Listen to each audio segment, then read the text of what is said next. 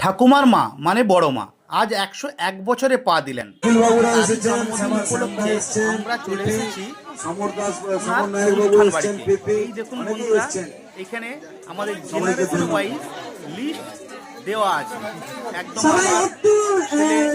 নাম পর্যন্ত, আমার বোনের নাম, সবার নাম এই লিস্টে দেওয়া আছে। একদম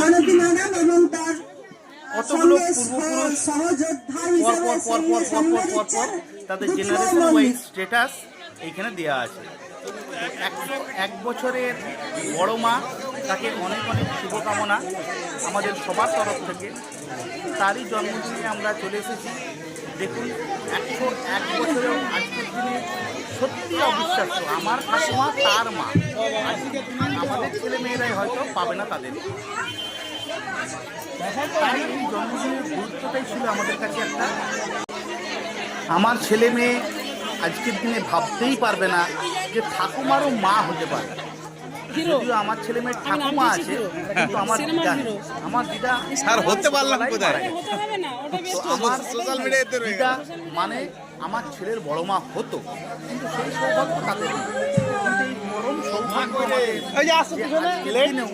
আমি অনেক দূরে, আমার যেভাবে ঠাকুমাকে দেখে আসছি সেইভাবেই আমি দেখে আসছি আমার বড় মা। বড় মার বয়স হলো আজকে 101 বছর। এই যে বসে আছে ঠাকুমা, ডান দিকে মাঝখানে বড় মা, তার পাশে একটি বাচ্চা মেয়ে। এই যে তার স্মৃতির উদ্দেশ্যে একটা মোমেন্ট আমরা এখানে বানিয়েছি। তো প্রচুর লোকের আগমন হয়েছিল এখানে। আমার দেশের বাড়ির সমস্ত কাকু, মানে আমার ঠাকুমার তরফ থেকে যারা আছেন, তারা সবাই এসেছিল এবং আরও অনেকে এসেছিল। একটি ছোট্ট কবিতা আমার বোন লিখেছে, শুনুন। সময়ের ঝড়ে সব কিছু বদলে গেছে, সেই মানুষটা এখন এত মন খারাপের বাক্স। যান্ত্রিক জীবনে সবাই ব্যস্ত, সময় নেই কারোর কথা বলার বসে। ছেলে মেয়ে নাতি নাতনিরা ভালো থাকার খোঁজটুকু নেয়, ধনিকের তন্ত্র ভাসে। শতকের পুরনো পেরিয়ে আজ প্রাচীন বটবৃক্ষ, এই সংসার পরিবার তোমার ছায়ায় গড়ে আজ পরিপক্ক। ঈশ্বরের আশীর্বাদে আমাদের পরম প্রাপ্তি ও উপহার। বড় মা, তুমি এভাবে মাথার উপর থেকে আগিয়ে রেখো এক সোনার পরিবার। নমস্কার। বাহ, সুন্দর কবিতা। এটি আমার বোন লিখে এনেছে বড় মার উদ্দেশ্যে।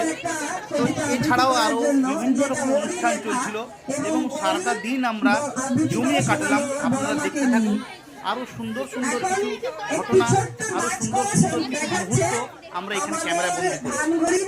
এক জেঠুর ছোট ছেলে